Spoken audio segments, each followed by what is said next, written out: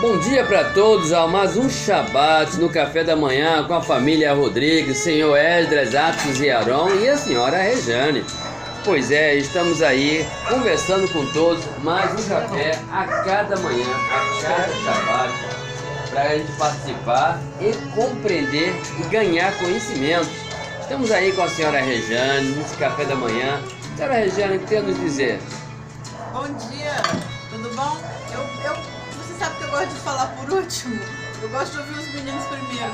Mas nós gostaríamos de saber como é que foi a sua semana, só a sua semana. Bom, a semana foi tensa, né? Foi bem difícil. Teve alguns percalços econômicos, mas a gente conseguiu driblar como sempre, né? E a novidade é que já saiu no diário da faculdade do Esdras. Ele já é um membro da faculdade e é um novo, mais jovem estudante, um dos mais jovens, primeiro ano. Esqueci como é que fala? No primeiro período já sou dos mais jovens e já estou na convocação nacional da faculdade. Isso. Só isso. Eu achei isso maravilhoso. Aí, obrigado, senhora Rejane, pelo café da manhã. Senhor Esdras Vinícius, que papo é esse de faculdade que tá rolando solto aqui em casa? Podemos dizer? Não tem novidade. Eu entrei pra faculdade pra cursar economia. Sabe? Muito bom, Não tem mas aí. novidade. É isso. E a sua semana, como é que foi? Bom, justamente isso. Eu tirei a semana toda, já acessei o site, tá? Eles já falaram que ia disponibilizar algumas coisas e tal, só que não saiu ainda. Né? Só vai sair, as aulas vão começar dia 16, saiu o dia que vai começar, né? Dia 16 de março, começar as aulas. E tô bem ansioso, vou mentir. Eu tento não pensar tanto porque se eu for ficar pensando demais eu vou acabar explodindo a cabeça, entendeu? De tanta ansiedade. Mas assim, foi uma semana tranquila, pra mim foi tranquila, agora na política não foi tanto, né?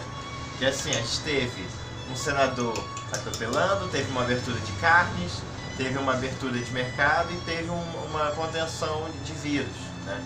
Assim, lembra daqueles casos lá no Rio Grande do Sul do coronavírus? Então, 2 deles foram descartados, né? Não são casos de coronavírus, ainda bem.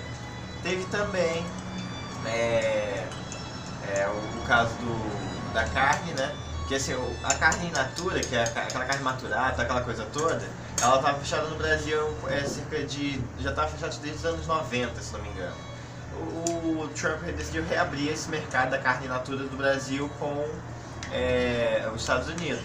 Temos que agradecer totalmente a ministra Tereza Cristina, que é a ministra da Agricultura, né? Conseguiu fazer essa questão diplomática para poder reabrir esse mercado de carne. E assim, esse mercado da carne maturada, como é uma carne muito cara, 1 quilo chega até R$2.000, ele vai gerar bilhões de reais no Brasil, isso é fato, né? Assim, ao longo dos anos.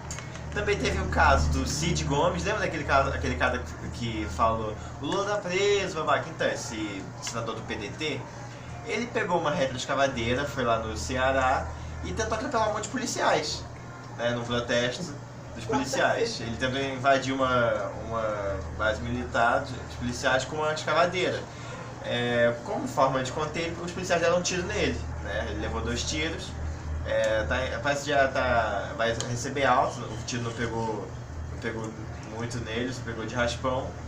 Mas assim, a gente vê o nível dos nossos parlamentares, né? A gente vê o nível deles, eles literalmente pegam uma escavadeira e atropelam. Nem sabia que eles sabiam dirigir escavadeira, isso é uma novidade para todo mundo, né?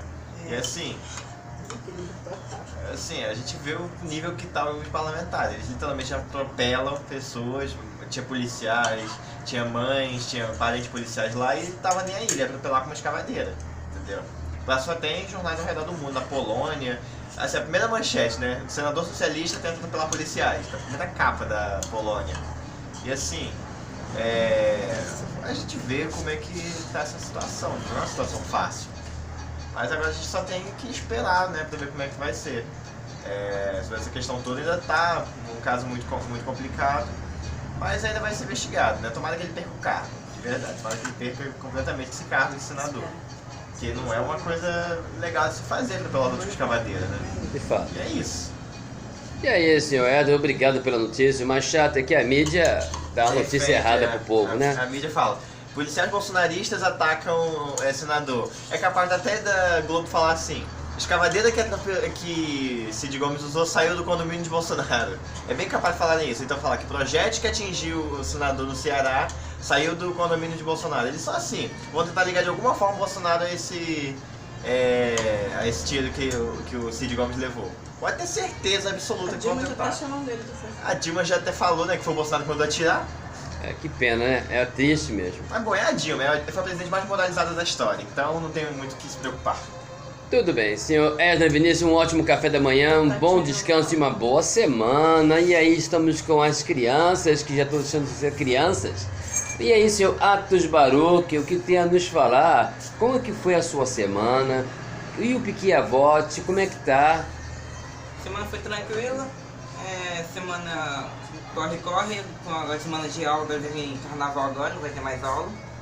Você comemora carnaval? Não. Por quê? Sim, um purinho. O purim, sim. Sim, o Que purim, mas é um purim que não é É um o carna- carnaval igual isso aí que é comemorado. Por que você não comemora carnaval? Porque a religião não permite, e mesmo se comemorar, você perca de tempo. Interessante. Mas aí, fala do purim. O Purim não, é Piquiavote. Essa semana que eu estudei sobre Piquiavote, foi assim, se você tem um mestre ou um amigo muito bom, você pode tirar suas dúvidas com eles. Aí você não vai se preocupar com muita gente. Você pode tirar suas dúvidas com o seu melhor amigo ou com o seu mestre. O seu mestre significa seu pai. Interessante, muito bom. E a semana foi só essa aí? Foi. Muito bom, senhor Atos Baruch, obrigado, uma ótima semana. E o senhor Yaron, como é que vai, senhor Yaron? E a semana, e o Piquiavote, o que tem a nos falar? Fale alto. E essa semana eu descobri uma coisa triste, que minha série vai acabar. Vai acabar a sua série? Sim, Estilo Universo. Ah, Estilo Universo vai acabar. Sim. Mas começam outras séries novas. E eu estudei sobre Piquiavote, que deve respeitar os ambos, que respeita os ambos e evita o mal. Quando ambos se respeitam, evitam o mal. Sim, O respeito evita o mal, né? sim. É verdade. Quando há falta de respeito total, perde totalmente a moral, a ética, por aí vai. E a semana, como é que vai na escola? É escola nova e agora só esperar. E o dedão do pé que estava machucado aí? Tá sarando. Tá sarando ou já sarou? Um já sarou, o outro tá sarando. Muito bom, melhoras aí, ótimo café da manhã pro senhor. Senhora Rejane, e o Shabat, como é que rolou as paraxá, as parachote, o que tem a nos falar um pouco nesse Shabat? Então, Shabbat Shalom, de novo, né? A porção dessa semana é a porção Mishpatim. Ela é a porção que vai falar, significa leis e estatutos, né? Então, o povo estava no deserto, mas eles não estavam de forma, vamos dizer assim, a Deus dará. Eles estavam lá porque havia um propósito maior. Então, era um povo com suas leis, seus costumes, né? E tudo estava sendo colocado de forma, vamos dizer, bem acelerada. Moisés percebeu que o povo precisava que as leis fossem instauradas o mais rápido possível. Embora já houvesse sido citado os 10 mandamentos, Moisés ficou apreensivo e pensou, bom, a partir dos 10 mandamentos que eu citei, né, alguns dias atrás, eu vou agora estabelecer leis cívicas para que o povo não se perca totalmente aqui no deserto. E aí foi colocado todas as leis, vamos dizer assim, né? E elas foram sendo aplicadas e explicadas, né? De forma, por que uma lei deve ser aplicada para uma população, por que esse pessoal deve seguir essas regras, para que eles não se percam. Eles não iriam se perder pelo deserto, porque a maioria ali tinha uma noção de como viver no deserto, mas não se perder moralmente, não se perder socialmente. Quando você está perdido moralmente ou socialmente, você começa a ser uma pessoa extremamente, vamos dizer assim, reclamona. Você passa a reclamar de forma que desagrada quem está próximo de você. Então, quando você perceber que você está reclamando da fila que está muito grande, né, da água que não caiu mais cedo, ou reclamar de coisas bobas, assim, triviais o tempo inteiro, você está se perdendo socialmente ou você está perdido moralmente. A reclamação é uma das coisas que abominam o Eterno. Mas nessa paraxá não fala somente disso. Fala também da questão do berço familiar, das leis que devem, das regras que devem ser estabelecidas no meio da família, né? Por exemplo, foi instaurado leis como o cunhado não pode casar com a cunhada, a sogra não pode casar com o genro. Essas leis que são aparentemente menores, mas que são de suma importância para um povo que quer, vamos dizer assim, ter uma vida de descendentes saudáveis. Não misturou os parentes. Foi aí que Moisés instaurou a lei de parentela, não andar se casando, para que não houvesse essa mistura sanguínea, onde pode nascer pessoas defeituosas e numa nação que surge de uma guerra, que Israel surgiu de uma guerra, né, foi preciso guerra, não pode ter pessoas com deficiência, não pode ter pessoas doentes ou com situações especiais, como tem hoje em dia. No Brasil tem muitos brasileiros que têm a condição especial, e na época Israel não era permitido, o povo não era permitido nascer com defeito. Então uma das formas que Moisés entendeu é que a parentela era bom não se casar mais com a parentela, como Jacó tinha instaurado. É dito no Talmud que Jacó casou os filhos com as filhas, né? E ele se casou com várias irmãs. Todas as 4 esposas deles eram irmãs. Todas eram filhas do mesmo pai. Tinham mães diferentes, mas elas eram todas irmãs. Então, Moisés entra em cena e parte isso, divide isso, acaba com essa história. Não vai dar certo, tem muita violência, né? Porque um se sente dono do outro e tal. Mas aí, fora essa lei, essa lei que é instaurada no meio do povo, é também colocado uma outra que eu achei muito interessante, que a família é o seu berço, né? Então você não pode se esquecer do berço, de onde você veio. Você deve exaltar a sua família, procurar a qualidade que tem em cada membro da família, e é algo que você pode divulgar com tranquilidade. Por exemplo, um pai que tem vários filhos, ele pode... eu tenho um filho, e meu filho, ele sempre gostou da medicina, ele sempre gostou de cuidar do estábulo, né? Aí no meu caso eu tenho um filho que gosta de economia, um outro filho que adora sangue, quer ser médico, um outro que gosta de estudar a música, saber a forma de canto, e também adora insetos. São qualidades que você pode expor dos seus filhos.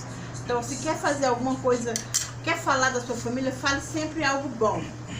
Jamais fale algo que a sociedade venha discriminá-los, porque senão você vai ser mais uma lista dos malvados, das pessoas que são perversas.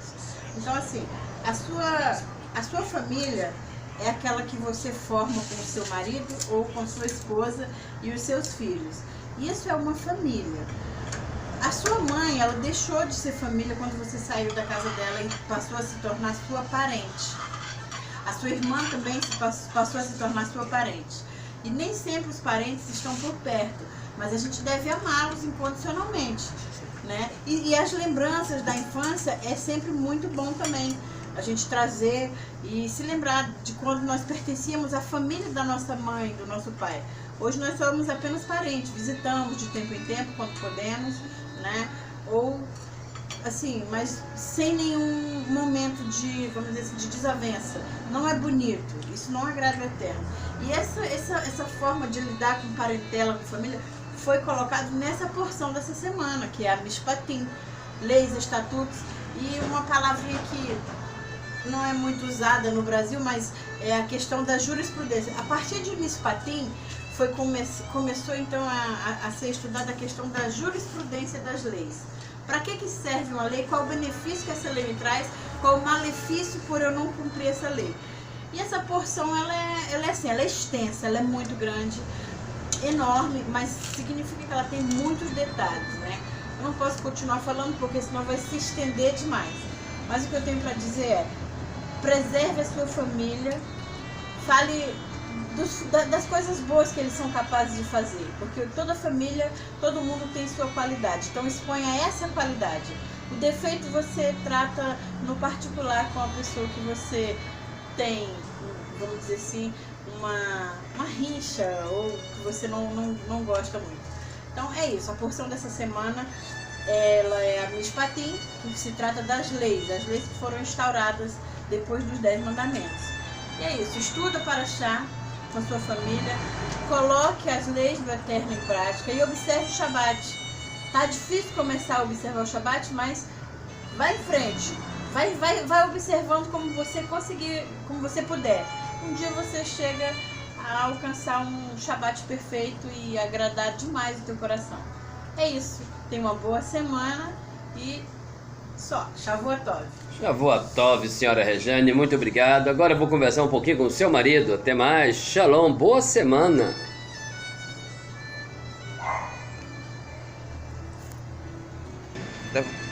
E aí, senhores, Shabbat Shalom, um bom café da manhã no dia de hoje.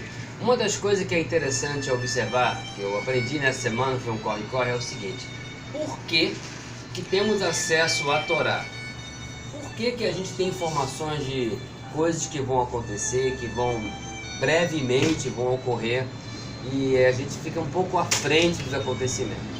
Qual o objetivo do Eterno em manter a gente informado do que está acontecendo um pouco mais à frente? Porque toda pessoa que mexe com o Torá sabe mais ou menos, tem aquela percepção do que vai acontecer. Para fazer links. Sim, é para fazer links, é para se preparar, para criar laços de união, para saber como se cuidar agora, para quando chegar a escassez, ter reservas. Se você sabe que lá na frente vai estourar uma guerra, começa a plantar batata, vai faltar comida. Se você sabe que vai ter problemas de saúde, começa a se cuidar mais na saúde. Tenha remédio em casa de provisão, de emergência. São coisas que a Torá nos orienta antes e a gente fica preservado de acontecimentos graves. Quando ela chega sem avisar. E quando chega sem avisar, precisamos estar prevenidos. É por isso que temos que observar a Torá todo sábado, temos que estudar. Para você que está me observando, o que é a Torá? A Torá é Bíblia, tá? Para você que está começando a mexer, Torá é meramente Bíblia. Então é uma maneira bem simples de você entender, para que você começar a compreender. Quando eu falo Bíblia aqui, eu estou falando Bíblia até Malaquias, mas são os 5 meus livros que estão orientando a você como lidar com a vida.